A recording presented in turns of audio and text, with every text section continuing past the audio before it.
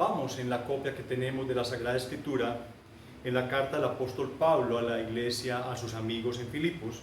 Vamos a leer nuevamente desde el versículo 5 hasta el versículo 11 del capítulo 2, de la inerrante y todo suficiente palabra de Dios.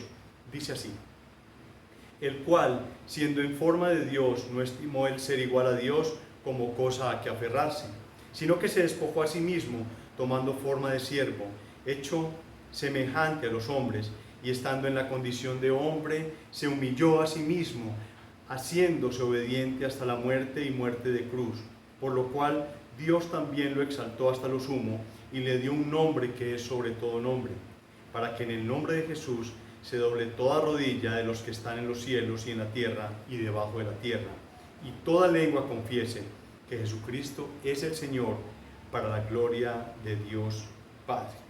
Dios bendiga su predicación, Dios bendiga su palabra.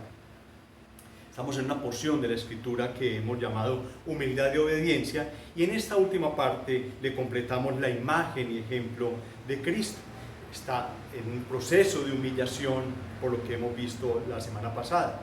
La doctrina de la encarnación es una doctrina importantísima, es una de las más importantes dentro de lo que los creyentes deben creer.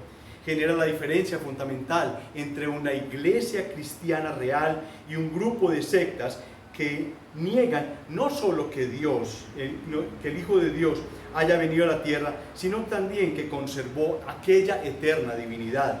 Teológicamente, la humanidad de Jesús es un aspecto importante en su vida terrenal. Jesús es divino, como lo vemos en Juan 1:1, en Colosenses 1:16, pero también asumió un cuerpo humano para identificarse con la humanidad. Nació de una mujer, como lo vimos la semana pasada en Lucas 2, o también lo vemos en Mateo 1. Comía comida, como se expresa en Mateo 4:2 o en el 21:18. Dormía, como dice Lucas 8:23. Experimentó tentación en Mateo 4, cuando vemos la tentación de Cristo después del ayuno. Al igual que otros seres humanos, también podía sudar, como es expresado por el Espíritu Santo en Lucas 22:43, y sangrar en Juan 19:34. Él también mostró emociones humanas, incluyendo la ira, que está expresada en Mateo 3:5, la alegría en Juan 15:11 y la tristeza en Mateo 26:37. En los términos de ese plan divino que estaba establecido desde antes de la fundación del universo, Jesús también se hizo humano como parte de su plan para morir en nuestro lugar como sacrificio. Además, con el fin de resucitar, Él primero tenía que morir físicamente, y eso requirió tomar un cuerpo físico. De hecho, nuestra salvación depende totalmente de la venida de Cristo a este mundo como forma humana. Eso depende totalmente. En Romanos 5:8 dice claramente: pero Dios demuestra su amor para con nosotros en esto, en que cuando todavía éramos pecadores, Cristo murió por nosotros. Su amor se mostró totalmente en forma humana, y permitir que ese cuerpo fuera destruido como un sacrificio para nosotros, como lo hemos leído en Isaías capítulo 53, un capítulo que no sé qué podrán hacer los judíos con él. A diferencia de cualquier otro ser humano, Jesús vivió en un cuerpo humano, pero no pecó. Es una razón importantísima, eso es una esencia importante, como dice Hebreos 4:15. Vamos todos ahí, por favor. Hebreos 4:15.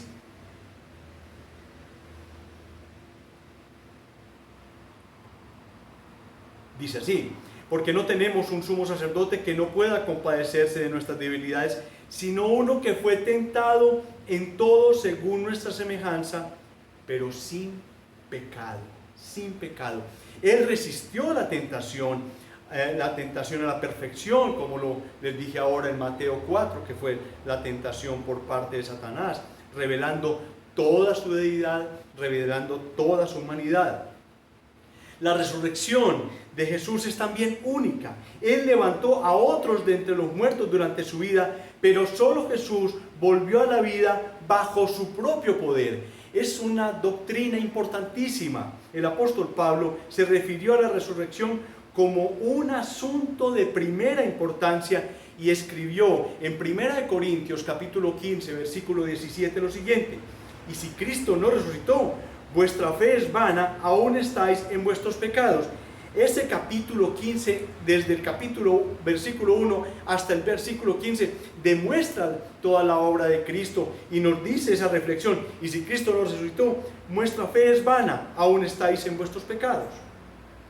Sin la muerte, sin la resurrección de Jesús, no existiría el fundamento del cristianismo. Esto diferencia de muchas sectas el conocer estas doctrinas de su muerte y de su resurrección. Su eternidad es expresada en la Escritura de muchas maneras, lo hemos visto de muchas maneras, pero hay una que quiero resaltar hoy y digamos que no es la que más se utilice para expresar esa eternidad de Él, pero quiero que vamos todos a Proverbios 8:22, Proverbios 8:22 en adelante. Es una eternidad expresada desde el Antiguo Testamento. Miren cómo dice así, vamos a leer hasta el versículo 30, desde el 22 al 30. Miren la hermosura de esta escritura. Jehová me poseía en el principio, ya de antiguo, antes de sus obras. Eternamente tuve el principado, desde el principio antes de la tierra. Antes de los abismos fui engendrada, antes que fuesen las fuentes de las muchas aguas, antes que los montes fuesen formados, antes de los collados, ya había sido yo engendrada. No había aún hecho la tierra, ni los campos, ni el principio del polvo del mundo. Cuando formaba los cielos, allí estaba yo. Cuando trazaba el círculo sobre la faz del abismo, cuando afirmaba los cielos arriba, cuando afirmaba las fuentes del abismo, cuando ponía al mar su estatuto para que las aguas no traspasen su mandamiento, cuando establecía los fundamentos de la tierra, con él estaba yo ordenándolo todo, y era su delicia de día y noche, teniendo solaz, o sea, teniendo consuelo, teniendo placer delante de él en todo tiempo. Estamos hablando de la sabiduría. Esta parte de la Escritura, en capítulo 8, habla de la Escritura. Hablaba del Logos, hablaba del Verbo de Dios, el Verbo de vida, el primogénito de la creación, el Eterno. Y como lo veremos, explicando esta porción de la Escritura, la encontramos en 1 Corintios 1:24. 1 Corintios 1:24. Miren cómo dice: mas para los llamados, así judíos como griegos, Cristo, poder de Dios y sabiduría de Dios.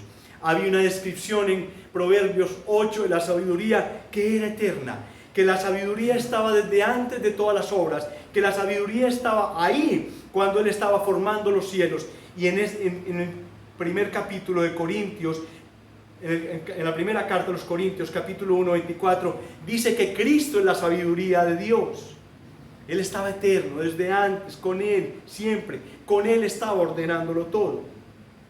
¿Desde cuándo? Desde siempre, desde siempre. Hoy continuaremos con el estudio de la humillación de Cristo. ¿Hasta dónde? Escalón por escalón, piso hacia abajo, cómo Él iba bajando hasta llegar a la máxima humillación. En la primera parte, o sea, hace un par de semanas, vimos esa introducción necesaria. La semana pasada vimos una primera parte de la humillación de Cristo y hoy veremos esa segunda parte, como el Señor nos lo ha mostrado. Abramos nuestras Biblias, tengámosla ahí en ese versículo 8. Miren cómo dice, les repito: y estando en la condición de hombre, se humilló a sí mismo, haciéndose obediente hasta la muerte y muerte de cruz. Aquí vemos los escalones descendentes hacia esa máxima humillación. Quizás en el sermón anterior tocamos porciones que nos ilustran lo que hemos estado estudiando hoy, pero hay tanto que decir que muchas veces se agotarían las palabras de esta porción. Hay muchos de nosotros realmente que en nuestra vida hemos sido humillados por personas o por hechos, por algo que han hecho contra nosotros y nos han humillado. Pero observemos que Él, Cristo, se humilló a sí mismo, y eso resulta muy difícil de entender y de hacer. Dice Spurgeon en uno de sus escritos, abro la cita: cuando Él se mostró al mundo, se humilló a sí mismo, no llamó a la puerta de los sumos sacerdotes, ni buscó a los eminentes rabinos o a los sabios escribas. Tomó compañeros a pescadores de un lago, muy inferiores a él, aun si lo consideráramos meramente como un hombre. Estaba lleno de frescura y vigor mental, apenas si podían seguirlo, a pesar de que moderó sus pasos por piedad a la debilidad de ellos. Prefirió asociarse con hombres humildes, porque se humilló a sí mismo, haciéndose obediente. Dice nuestro hermano Spurgeon, la forma en que nuestro Señor se humilló a sí mismo fue por medio de la obediencia. No inventó ningún método para ridiculizarse, no puso sobre sí ningún atuendo especial que atrajera la atención hacia su pobreza. Simplemente obedeció a su Padre. Definitivamente, no hay mejor humildad que la obediencia. Dice el primer libro de Samuel, capítulo 15, versículo 22, dice: el obedecer es mejor que los sacrificios, y el prestar atención que la grosura de los carneros. ¿De qué manera, continúa nuestro hermano Spurgeon escribiendo, de qué manera obedeció el Señor Jesucristo en su vida? Siempre estuvo sobre él el espíritu de obediencia a su Padre. Por eso pudo decir, como dice en el Salmo 47, miren cómo dice: esto dije, he aquí vengo, en el rollo del libro está escrito de mí, el hacer tu voluntad, Dios mío, me ha agradado, y tu ley está en medio de mi corazón. Mientras Él estuvo aquí, siempre estuvo sujeto al propósito de su Padre. Al enviarlo a la tierra, vino a hacer la voluntad de aquel que lo envió, a terminar su obra. Fin de la cita. La muerte de cruz, como lo vimos en esta última parte, dice así: y muerte de cruz. No podemos dejar estas 3 o 4 palabras sin poder hacer una reflexión de ella. El plan perfecto de redención no tenía un plan B, no tenía un plan C. Como me falló Adán, entonces yo voy a tener un plan B, entonces yo con ese plan B es tal cosa. No, era un solo plan, un solo propósito, había un solo decreto en esto. Era la cruz. No, ella estaba destinada desde antes de los tiempos. Vamos por favor a la primera epístola del apóstol Pedro, capítulo 1, versículo 18. Primera epístola del apóstol Pedro, capítulo 1, versículo 18. Y vamos a ver cuándo estaba establecido esa cruz, esa redención. 1 Pedro 1, 18 en adelante.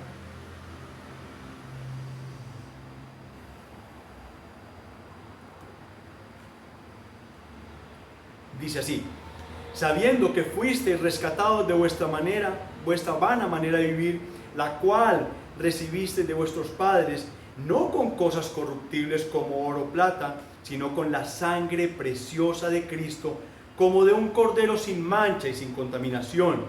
Miren cómo dice el versículo 20: ya destinado desde antes de la fundación del mundo. Esa sangre preciosa de Cristo, ese cordero sin mancha, sin contaminación, ya destinado desde antes de la fundación del mundo, pero manifestado en los postreros tiempos por amor a nosotros.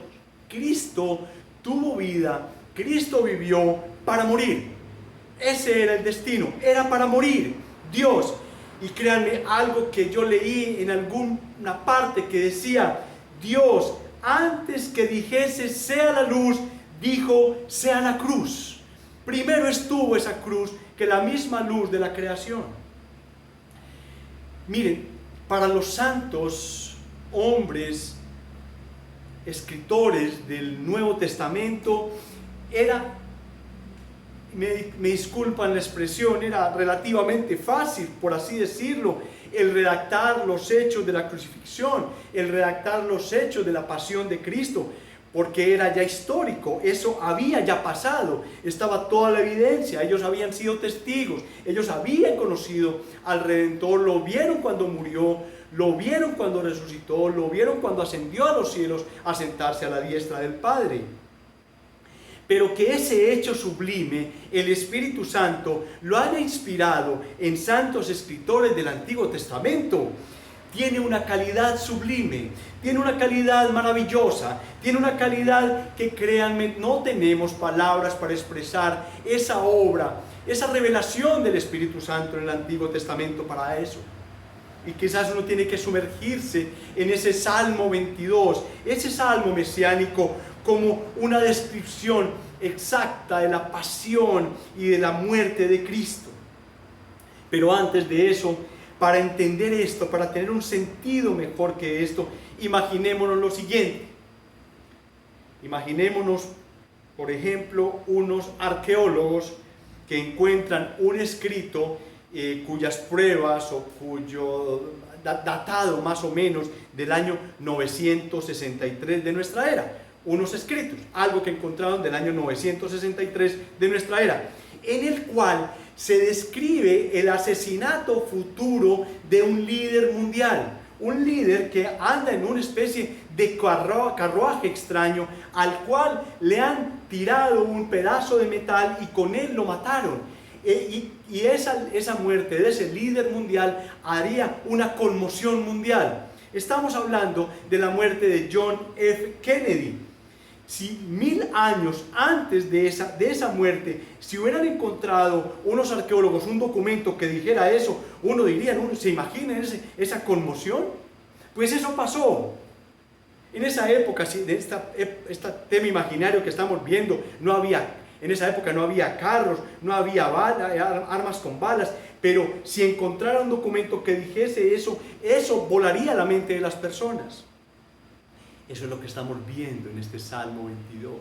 Y también se ve en el capítulo 53 de Isaías, con el mayor detalle que nosotros podamos encontrar. El Salmo 22, un salmo mesiánico, con una descripción exacta de la pasión y muerte de Cristo, preciosa.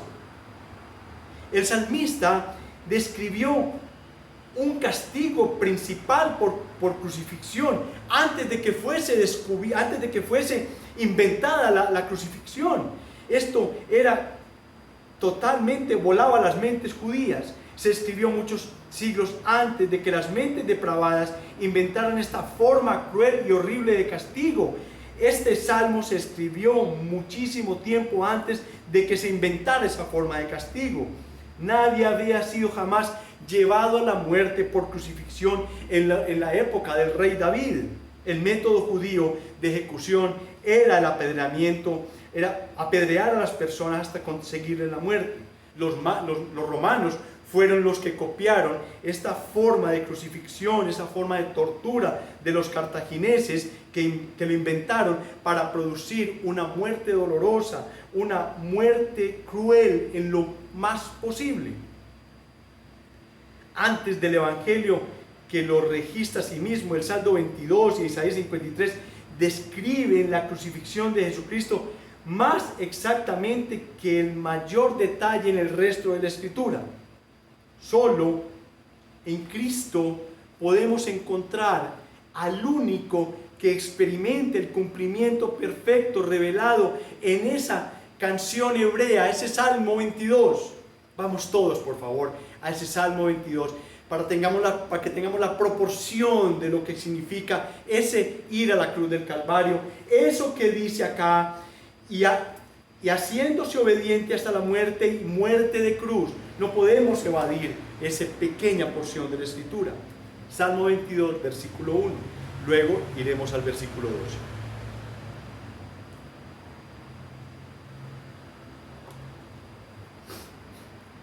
Miren, versículo 1. Miren cómo inicia. Dios mío, ¿por qué me has desamparado? ¿Les trae algo a la mente? ¿Les trae algo a la memoria? Claro, en el momento que Cristo estaba en la cruz, cuando estaba crucificado, Él había sido abandonado por el Padre. Sobre Él iba a caer toda la ira que había depositado el Padre. Toda la copa de ira que debía caer sobre nosotros, iba a caer sobre Cristo. Entre la hora sexta y la hora novena hubo una total oscuridad en el planeta Tierra. No hubo eclipses, no hubo ningún fenómeno predicho, ni que los científicos o los puedan ahora medir y decir, no, fue que hubo no sé qué cosa. No, 3 horas de oscuridad completa. Dios mío, ¿por qué me has desamparado? ¿Por qué estás tan lejos de mi salvación y de las palabras de mi clamor? Así inicia el capítulo 20 del Salmo 22. Vamos al versículo 12 en adelante. Vamos a leer del 12 hasta el 21. Me han rodeado muchos toros, fuertes toros de Basán me han cercado. Alrededor estaban sus enemigos de la cruz. Abrieron sobre mí su boca como león rapaz y rugiente. He sido derramado como aguas y todos mis huesos se descoyuntaron. Mi corazón fue como cera derritiéndose en medio de mis entrañas. Qué descripción de ese dolor, de ese tormento, de esa tortura que estaba recibiendo ahí. Como un tiesto se secó mi vigor y mi lengua se pegó a mi paladar. Su sed era, no había podido dormir, no había podido comer, no habían dado nada de beber. Y me has puesto en el polvo de la muerte. Porque perros me han rodeado, me han cercado cuadrilla de malignos. Horadaron mis manos y mis pies. Horadaron mis manos y mis pies. Ahí le colocaron los clavos con que fue fijado la cruz del Calvario. Versículo 17. Contar puedo todos mis huesos, entre tanto ellos me miran y me observan. A raíz de los latigazos, a raíz de toda la tortura que le dieron, fueron expuestos sus huesos. Repartieron entre sí mis vestidos y sobre mi ropa echaron suerte, lo cual vimos, eso pasó exactamente, eso fue predicho, eso fue enunciado por el Espíritu Santo al salmista. Mas tú, Jehová, no te alejes, fortaleza mía, apresúrate a socorrerme, libra de la espada mi alma, del poder del perro mi vida, sálvame de la boca del león y líbrame de los cuernos de los búfalos. La inscripción 1000 años antes de la crucifixión, 1000 años antes, con esta precisión. Tenemos que estar hablando de un Dios poderoso, de un Espíritu Santo poderoso y de un Salvador poderoso.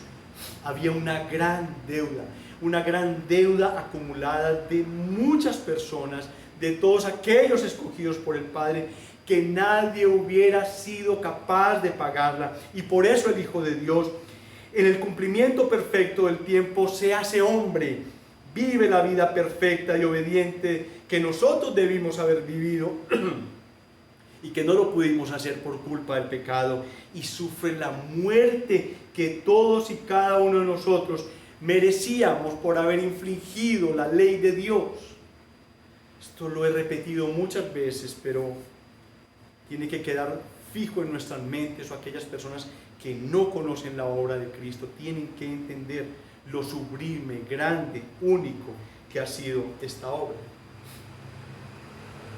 El Padre colocó y atribuyó sobre su Hijo amado todos los pecados de la humanidad, absolutamente todos los pecados se le imputaron a Él, y lo consideró, lo trató y lo juzgó a Él como culpable de todos y cada uno de ellos, aplastándolo y quebrándolo en la cruz con toda su ira, la ira que debía caer sobre nosotros. La obra de la cruz del Calvario es una obra única, sublime, grande. Como un Dios eterno viene y se convierte en hombre como nosotros para recibir ese castigo. En Isaías 53:6. Vamos a Isaías 53, por favor.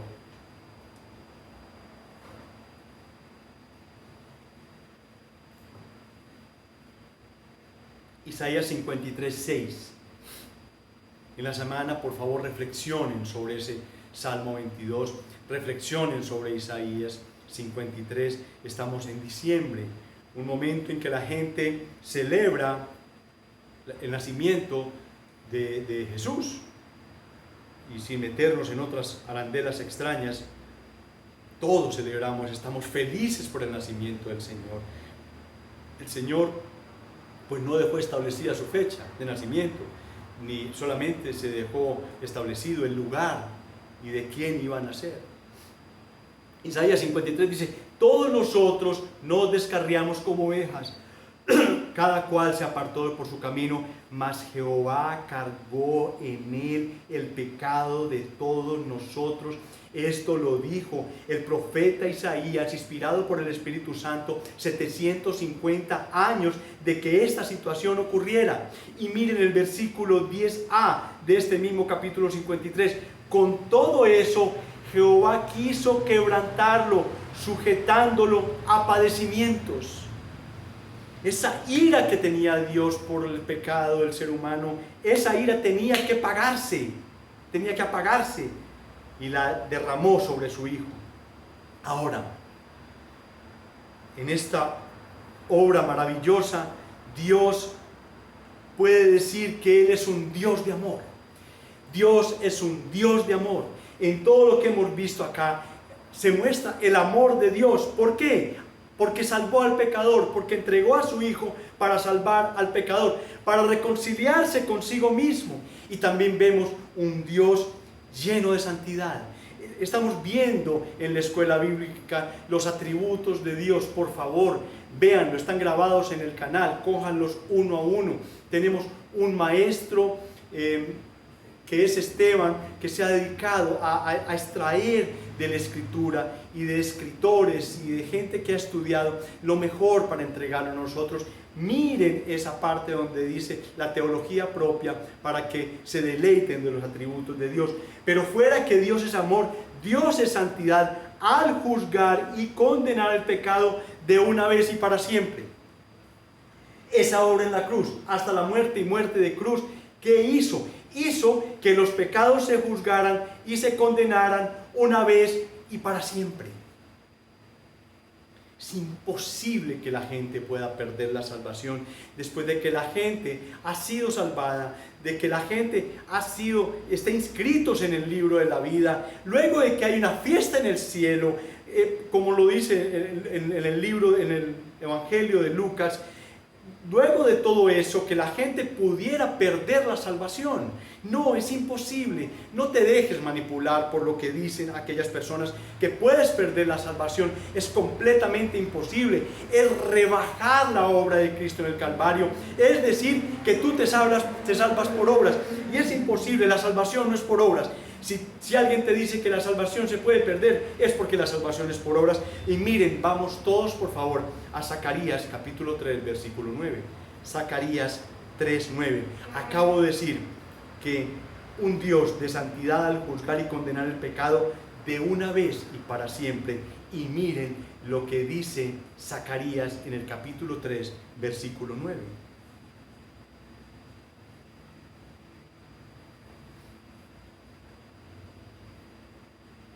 Miren cómo dice: porque he aquí aquella piedra que puse delante de Josué, sobre esta única piedra hay 7 ojos. He aquí, yo grabaré su escultura, dice Jehová de los ejércitos, y quitaré el pecado de la tierra en un día. Quitaré el pecado de la tierra en un día. Ese día fue ese día de la crucifixión. Fue ese día de la pasión y muerte de Jesucristo, el Dios hombre, el Dios que se encarnó para venir a sufrir esa muerte cruenta en vez de nosotros. Y se cumplió también aquella perfección. Ese día, hasta la muerte y muerte de cruz, se cumplió a perfección el Salmo 85:10. Salmo 85:10. Vamos ahí, por favor. Salmo 85:10.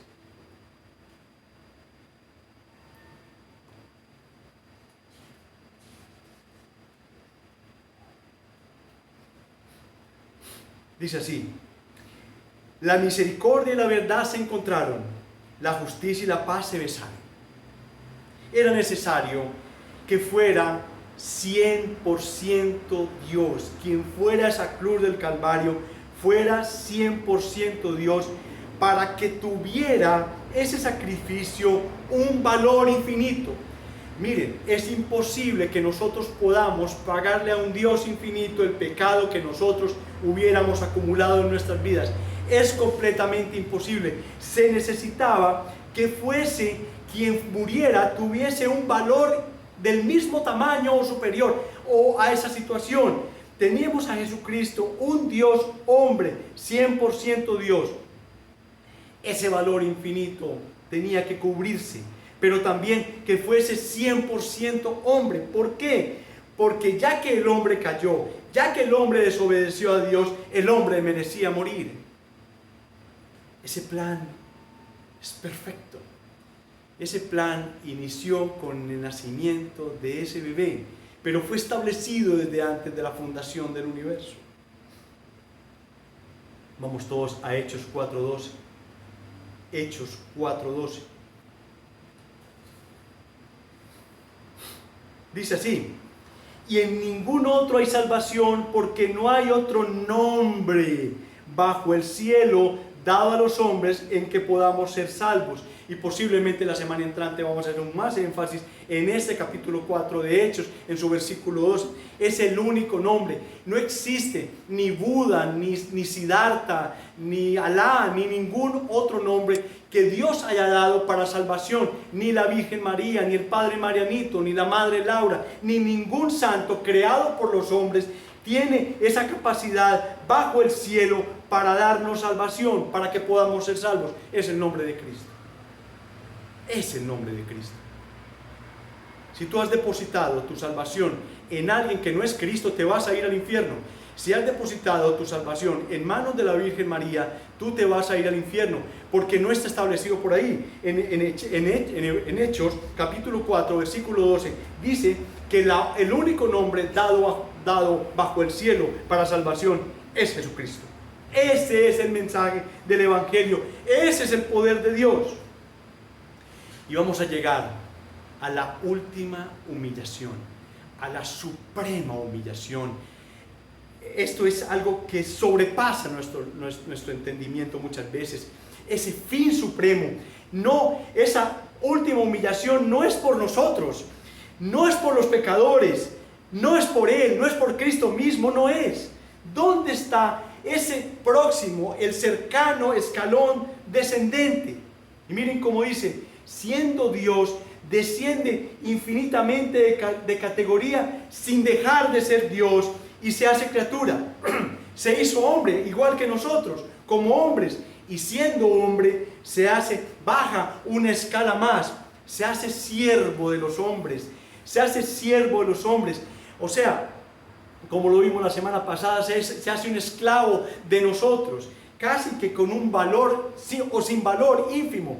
Y siendo siervo de los hombres, desciende, baja cada día más y asume y toma las deudas que nosotros teníamos y paga con su vida esas deudas. Aquel que no había pecado, aquel que nunca pecó, que no tenía mácula en su vida, Él vino a pagar esos pecados.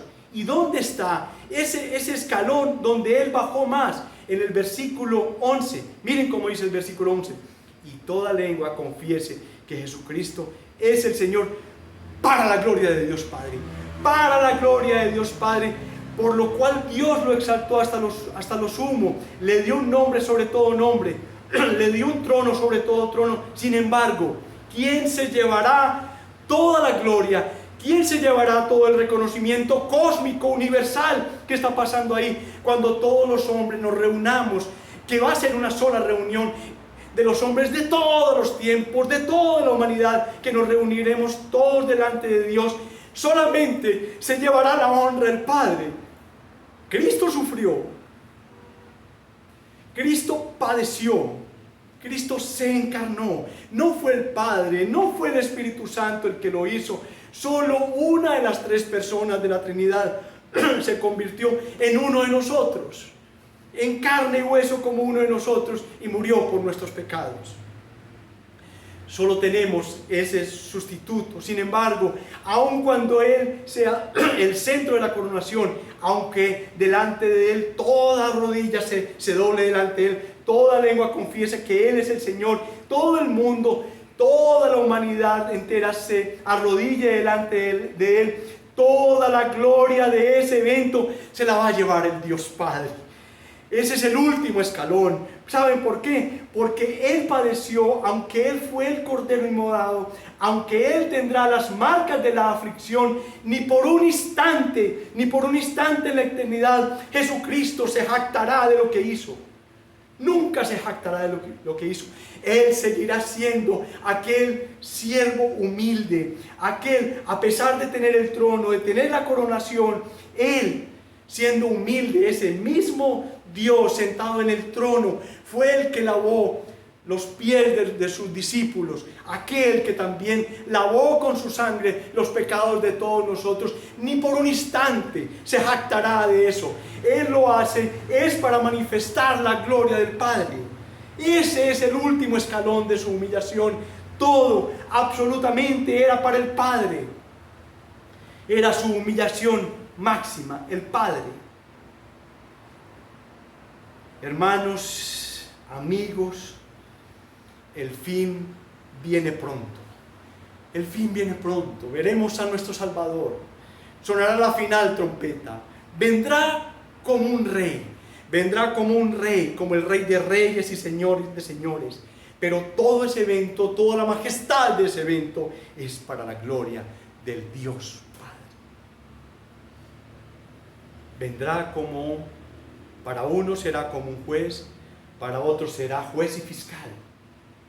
Para aquellos que han creído en su nombre, para aquellos que han rendido su vida a Él, será su juez y su fiscal. Para otros será solamente su juez implacable, su juez implacable. Mira, si tú no has conocido a Cristo, si no tienes a Cristo en tu vida, miren, te pido que reconsideres. Posiblemente esta sea la última oportunidad o de las últimas oportunidades que tú tengas para ir a Cristo en arrepentimiento y fe. Ahora te cuento, hay una deuda ya pagada en la cruz del Calvario. Esa deuda se pagó por una vez y para siempre. Miren cómo dice Zacarías 3. Es maravilloso como dice. Porque he aquí aquella piedra que puse delante de Josué, sobre esta única piedra hay 7 ojos. He aquí yo grabaré su escultura, dice Jehová de los ejércitos, y quitaré el pecado de la tierra en un solo día. Y se cumplió milimétricamente. Ese día se perdonaron todos aquellos pecados que se habían cometido antes de la cruz. Ese día los que estaban alrededor de Él estaban cometiendo un pecado inmensamente grande, escupiendo, tirándole cosas, insultando al creador del universo. Y muchas de esas personas, no lo sabemos, posiblemente lo sabremos después, fueron perdonadas en esa cruz. Esos pecados, Cristo estaba muriendo por los pecados de más de una de esas personas que estaban ahí. Y a partir de la cruz hasta el día de su regreso, todos los pecados han sido pagados, absolutamente todos. La condición, arrepiéntete, cree en Cristo, cree en la obra de Cristo. Es la única forma en que tú puedes acceder a compartir la gloria con Cristo. Y para la iglesia,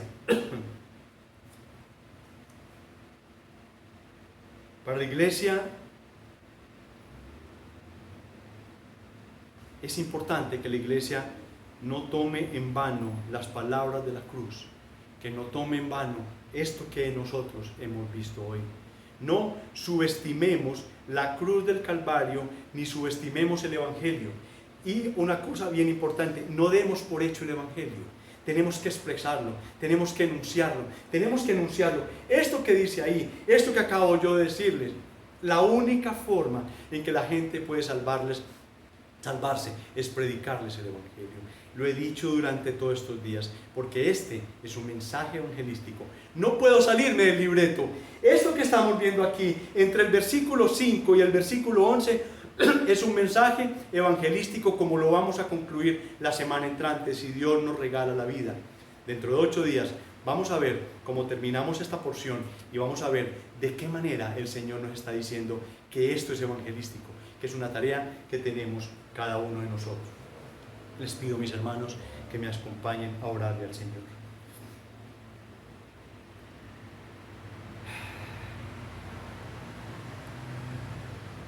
Señor, cuán sublime es tu mensaje, Señor. Tus palabras son únicas, salvadoras, poderosas. Han convertido a las personas por años y años y años. Hoy, Señor, conmueve nuestros corazones, conmueve nuestra alma, nuestra mente, nuestro corazón, el entenderlas un poquito más, el entender algo más de aquello que tú has querido revelarnos en ella. Te pedimos que nos ayudes en esta tarea difícil, compleja de llevar el Evangelio en estas circunstancias tan separados de las personas. Coloca delante de nosotros aquellas personas que tú quieres que le hablemos de ese Cristo, de esa cruz, de ese Dios hombre que vino a encarnarse aquí a la tierra delante de nosotros, se hizo uno de nosotros, a pagar esa deuda que nosotros debíamos. Gracias por el mensaje de los filipenses, gracias por esta parte central importante, gracias por el gozo de Pablo al escribirla, al entregarla, Señor. Te suplicamos que nos cuides, te suplicamos que nos guardes. Estamos pasando momentos difíciles, la economía del mundo está quebrantada, difícil, los trabajos, Señor, pero estamos en tus manos. Este mensaje de hoy nos alienta, nos ayuda, nos dice que tú estás en medio de nosotros, hablándonos. Y como dice el Salmo 22, versículo 22, tú estás en medio de la congregación, Cristo está en medio de la congregación alabando al Padre. Y queremos alabarte, Señor, porque tú mereces toda la honra, la gloria, el poder y la sabiduría. En el nombre de Jesús y por el poder del Espíritu Santo. Amén, amén y amén. Quiero que recibamos de parte del Señor la bendición.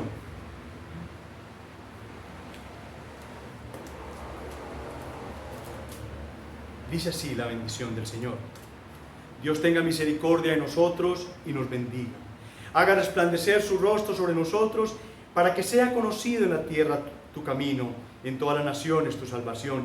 Te alaben los pueblos, oh Dios, todos los pueblos te alaben. Alégrese y gócese en las naciones, porque juzgarás los pueblos con equidad y pastorearás las naciones en la tierra. Selah. Te alaben los pueblos, oh Dios, todos los pueblos te alaben. La tierra dará su fruto. Nos bendecirá Dios, el Dios nuestro. Bendíganos Dios y témanlo todos los términos de la tierra. Amén, amén y amén. Y la paz de Cristo sea abundante en vuestros corazones y en vuestras casas, en vuestros hogares. Y cantémosle al Señor, porque Él ha dicho en el Salmo 22, que Él estará en medio de la congregación alabando al Padre para toda la honra y la gloria de Él.